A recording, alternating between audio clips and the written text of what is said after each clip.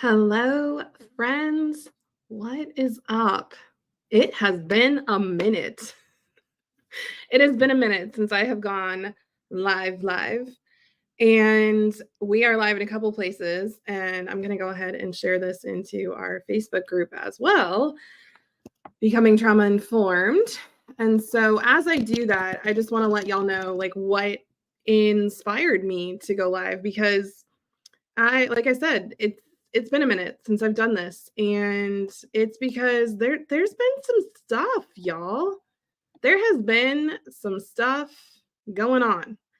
And so I wanted to come in here and talk about something that we've been talking about in a lot of our spaces this week in our membership community trauma club and in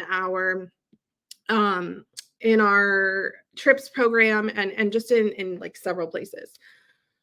So it's this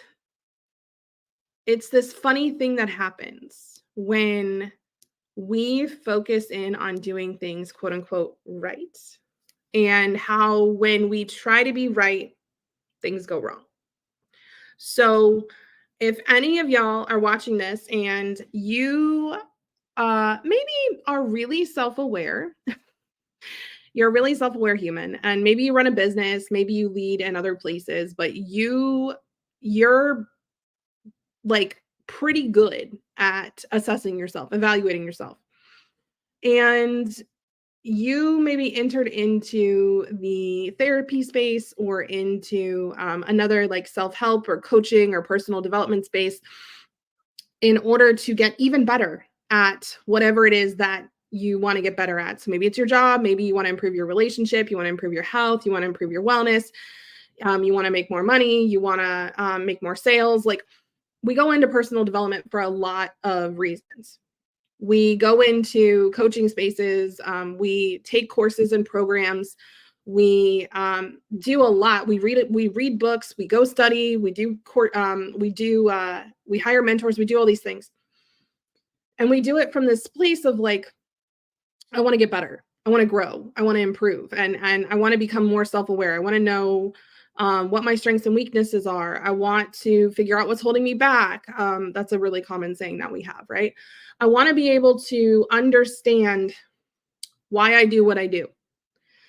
And there is a chronic trauma pattern combination that when people who have this pattern combination, when they enter into places where they are going to become more self-aware, a funny thing happens.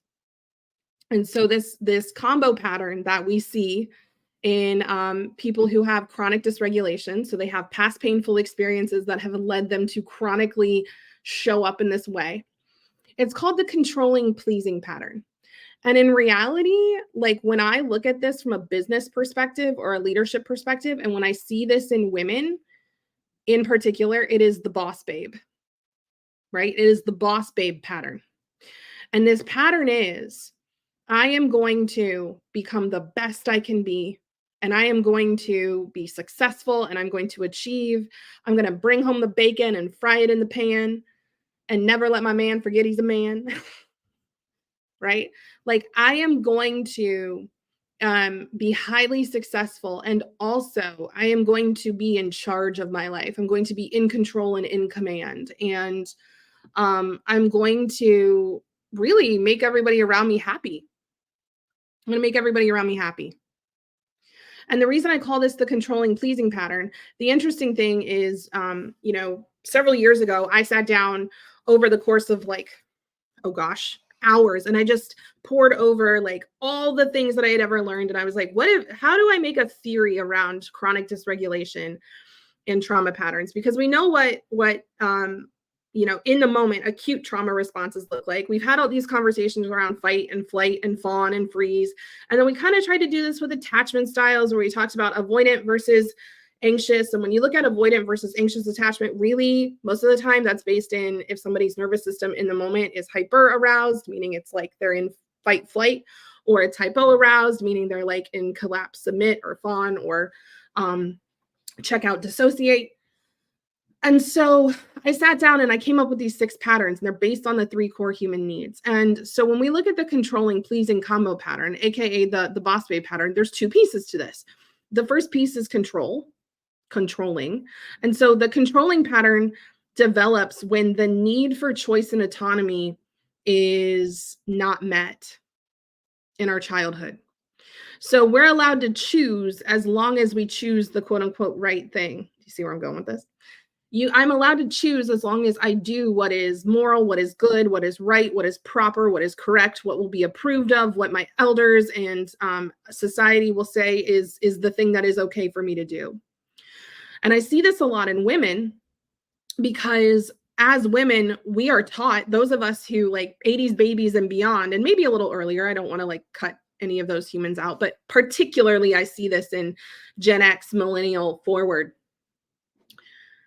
We were taught if you work hard, the work will work. If you do things right, you will be right. You will be seen as right. If you show up exactly how we tell you to show up, if you do what we tell you to do, if you say what we tell you to say, if you dress the way we tell you to dress, if you talk, act, walk, do the things in the way that we have said to do them, you will get your reward. Right. And I don't just see this in women. I also see this in people who are raised in very strict religious places where there's high morality tied to how we choose. I see this in military families where there's rules around what we choose. So any place in which there is an expectation of if you follow the rules, if you do things right, you will be seen as good and right and valuable and worthy, and good things will come to you. We develop this controlling pattern because I need to make sure that everything is right around me and within me. I need to judge and assess the things around me. I also need to judge and assess my behavior constantly. I need to constantly be evaluating. I need to be consistently being self-aware and figuring out, is my behavior right or wrong? Is my behavior right or wrong? Is my behavior right or wrong? Now, that right is subjective. Yeah. That right, if I'm doing this right or wrong, that's subjective. And we don't know that. We don't know that, especially when we're younger, we don't know that they're, my reality is not your reality, is not the reality. None of us know what is right, truly.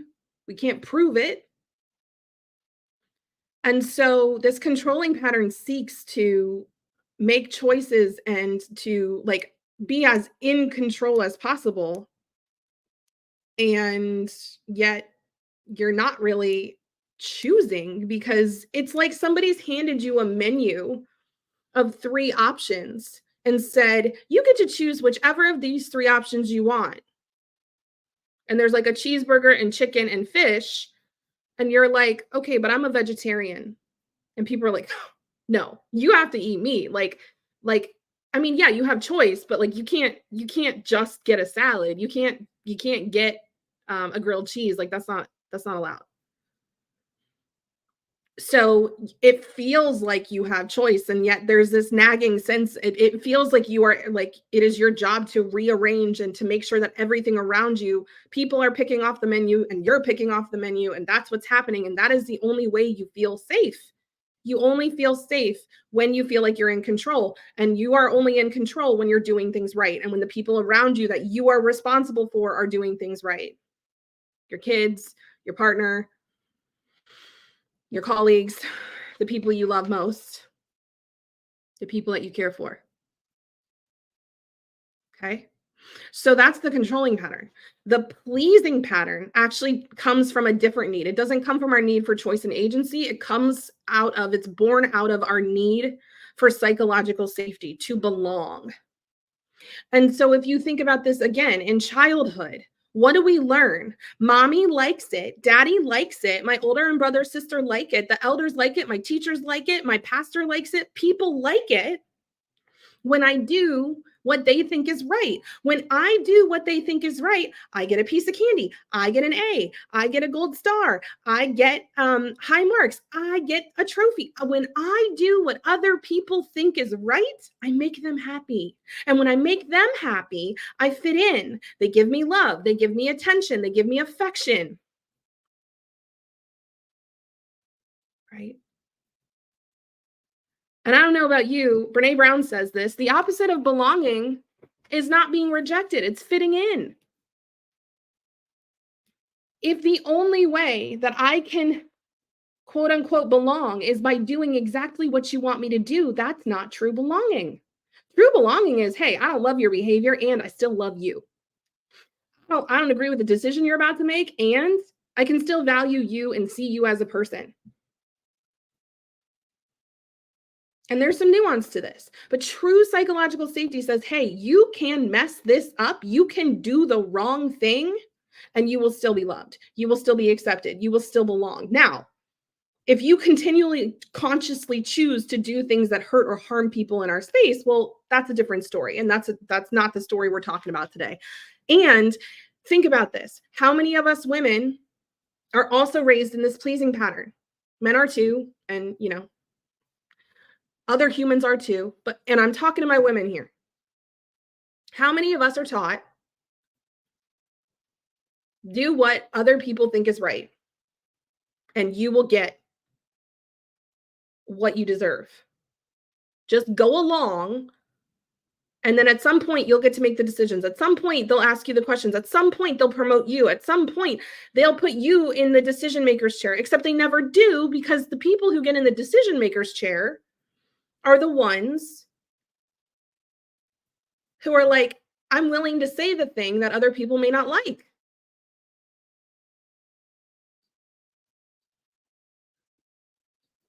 So,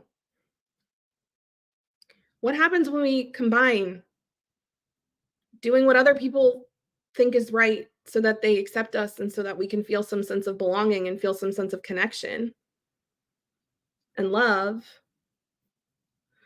And when we also combine trying to like rearrange and control every piece. I always think of the Taylor Swift song Mastermind, right? If you are somebody who thinks 10 steps ahead all the time, and you're like, okay, well, if I say this, then they're going to do this, and like whatever, that's controlling, and that's also pleasing. That's that. And what it looks like externally is this like cool, confident exterior of I'm the boss babe, like I do things right, I know what I'm doing, I'm successful, I am. Oh yeah, you're going to love me, and I'm going to be successful. And on the inside, that woman's brain doesn't stop. Does your brain stop ever? Or is it constantly judging? Is it constantly evaluating? Is it constantly asking, am I doing this right? Am I doing this right? Okay, well, what happens if I do it wrong? What happens if I disappoint somebody? Do I lose love? Do I lose belonging? Do I lose safety? Do I lose my, oh gosh, what if I choose something off menu? What are people going to think? What are people going to say? Are people still going to want to be with me? And I wanted to share this with y'all today because this is something that hit me like a lightning bolt Sunday night. And the experience I have had in the last 48 hours since then has been one where I'm like, I have to talk about this.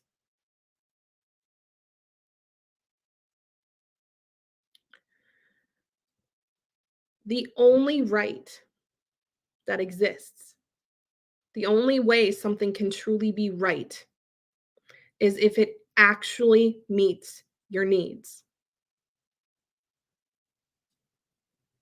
The only way something can truly be right for you is if it actually meets your needs. All three of them. Your need for control and agency, meaning you get to order and eat the food you want to eat. Or you get to consciously choose, like, you know what? I don't necessarily want a cheeseburger, but like also I don't actually, what's more important to me is not waiting 45 minutes for something made to order. So like I'm just going to get the cheeseburger because that actually serves my need for like protecting my resource of time. That's a choice. That is a conscious, deliberate choice where we go internal and we go, okay, I am making a choice that isn't to make somebody else happy. It's to make sure that I am nourished, I am fed, I am good, I can sleep at night, my brain can be quiet.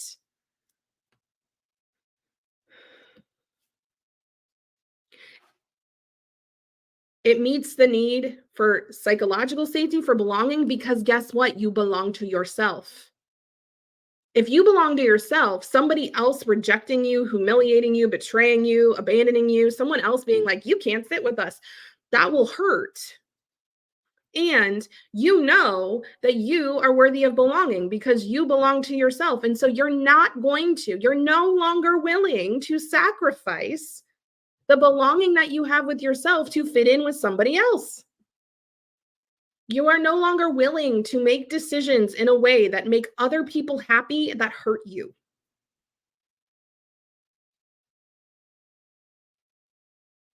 'Cause how many of you do that? How many of us do that? How many of us are willing to hurt and harm ourselves in order to make someone else happy or to avoid somebody telling us that we're bad or we're wrong? Because this is the third need that needs met, right? We have choice and agency, we have psychological safety, aka love, belonging, and then we have physical safety and resources. And this for women, I gave a talk last Friday and we talked about this, and the women in the room were like, "Oh, I never thought about this." How long has it been since you've been able to make choices and not please people simply for the sake of being able to stay alive, right? Let's talk about women of color. How long has it been since humans, women of color, have been able to make choices for themselves and to belong to themselves without worrying that somebody might hurt or harm them, might threaten their physical safety, or also knowing I have access to money, I have access to my own energy, I have access to my own time, I have access to knowledge. If we look at our history, particularly in the US, for women and for people of color, our access to the resources that we need in order to be able to survive and thrive up until relatively recently in the span of humanity, those were controlled by someone else. And so we had to follow along. We had to make the choices on the menu because we didn't have access to the chef in the back. We couldn't walk out of the restaurant. This was what was available to us. And a lot of times we couldn't open our own bank accounts. We couldn't have our own credit cards. We couldn't buy our own houses. We couldn't, like, we weren't in C-suites. We weren't doing anything like that. No, we didn't have access to those spaces. Civil rights movement, y'all, is 1960s. So when you think about, it's been what, 40, 50, 60 years and less in some ways, where our need for physical safety is actually something that we hold in our hands. And even in some ways, it's still not that way. TLC, my husband and I are going to do a episode on our podcast. Episode 3 is going to be about interpersonal violence and looking at like domestic and talking about man versus bear and tree versus women and all of those things. And when you really think about this, it makes a lot of sense that as women, we developed a pleasing and a controlling chronic pattern. Those of us who were raised to do this right. But this is where it goes wrong.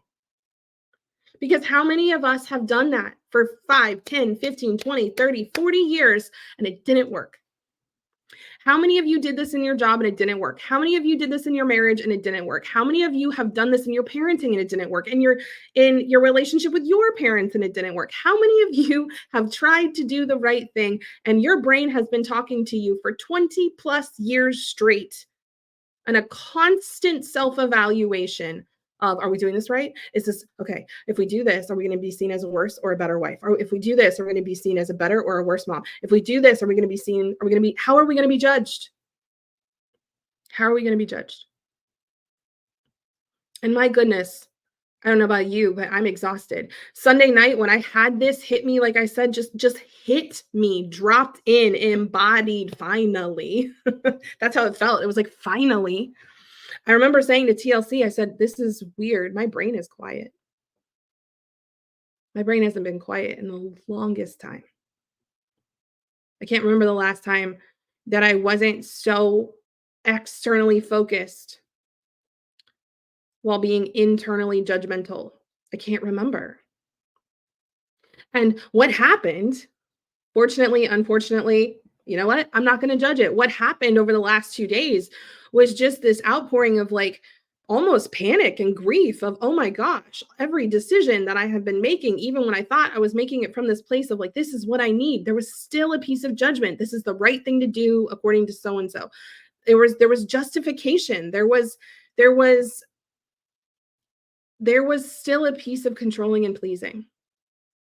And so I'm doing this live right now because honestly, this is something I've realized is that I can't, in my own business, I can't run a grown up business. I can't run a big business, a big girl business, if I'm playing pretend. And playing pretend looks like creating, trying to create this imaginary reality where I can actually control what other people think about me, where I can actually control if people decide that they're going to judge me or not, where I can control if people decide they're going to give me psychological safety or not, where I can control if people decide what they're going to do in response to me. I can't control that. The only thing I can control is my internal judgment.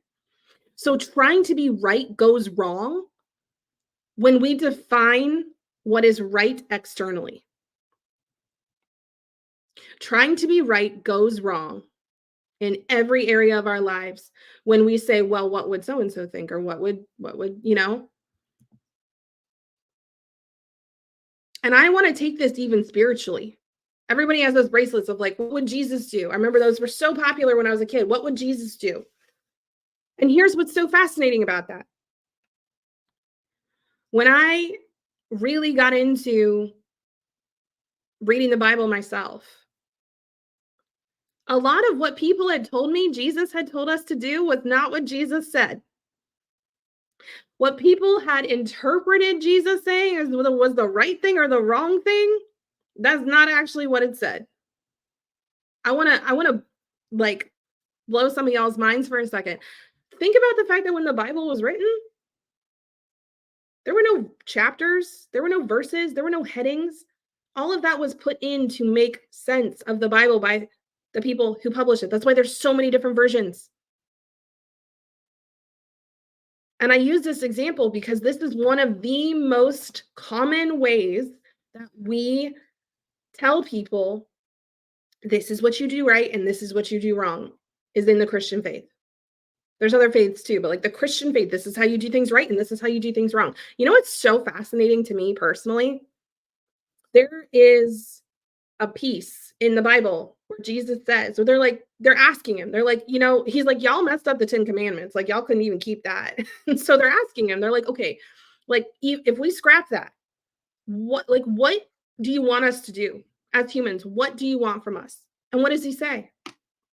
Love God above all else. Love thy neighbor as thyself. And this has always been really like, this has been sticky for me. Love thy neighbor as thyself. How on earth do you stop judging your neighbor if you are trying to be right all the time? How on earth do you love your neighbor if you are not being loving and accepting towards yourself?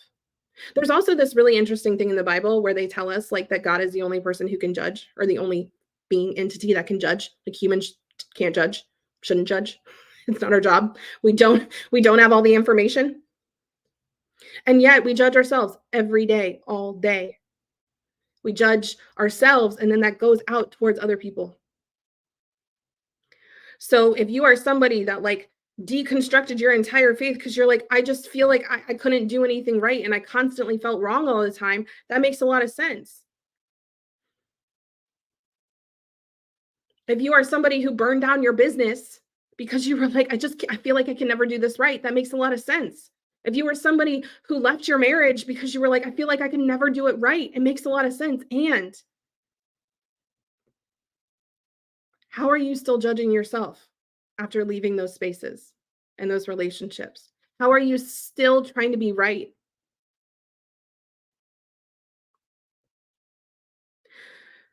For those of you whom this resonates with, I want to give you a mantra. And the mantra is, I don't need to be right. I get to do what is right for me and my needs. I don't need to be right. I don't have to be this person who does everything correct according to everybody else all the time. Guess what? That you can't.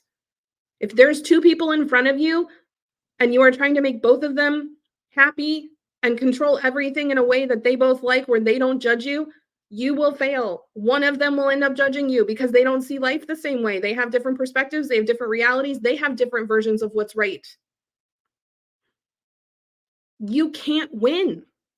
You can never be right if you are trying to be right according to what someone else thinks.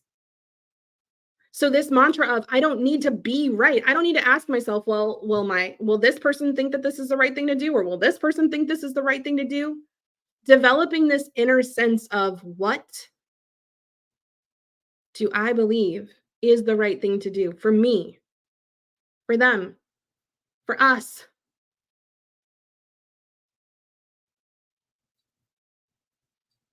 for the world. And some of you, you're gonna feel like baby born, like newborn baby deer as you do this. Your legs are gonna be wobbly. You are gonna be like, well, I don't know. How do I even know? How do I know what's right? How do I know what's wrong? I don't know. I've never asked myself that question. I've never asked myself that question of what do I think I should do here? What I've asked is what do I think will be seen as right or good by somebody else?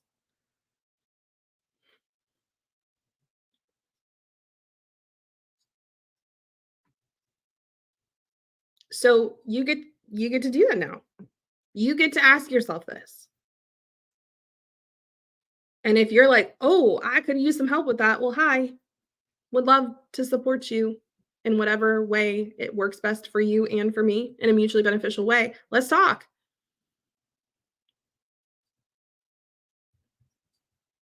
But this is why things never go right for you, because you're focused on trying to do them right.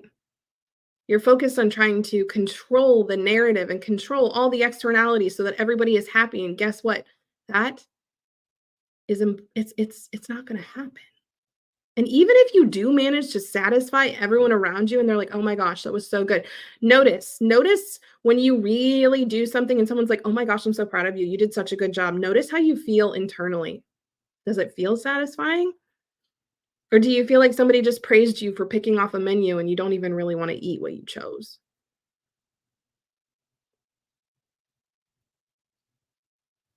So you may feel like a newborn baby deer doing this. Get some help, get some support, and stop trying to be right.